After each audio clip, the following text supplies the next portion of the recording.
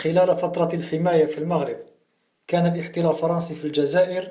يقتطع أجزاء من الأراضي المغربية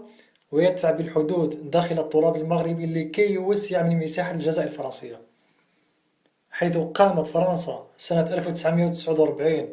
بضم تندوف والنواحي، حيث قامت في هذه السنة سنة 1949 بإنزال العلم المغربي ورفع العلم الفرنسي في مكتب حاكمها هناك، أي في تندوف. وعندما قامت الثورة الجزائرية سنة 1954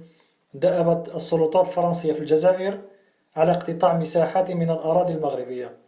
في الصحراء الشرقية وعلى طول الحدود مع الجزائر من أجل دفع المقاومة الجزائرية إلى داخل المغرب وإبعادها عن الداخل الجزائري لكي تقلص من المساحات التي كانت تنشط فيها المقاومة الجزائرية آنذاك. أما عندما صادق الجزائر على قرار أجازته منظمة الوحدة الإفريقية في أديس أبابا عام 1963 ينص على أن الحدود التي تركها الاستعمار هي المعترف بها، تكون الأقاليم من الصحراء الشرقية قد ضاعت، وضاع مع ممتلكات العديد من المغاربة أبناء هذه المناطق.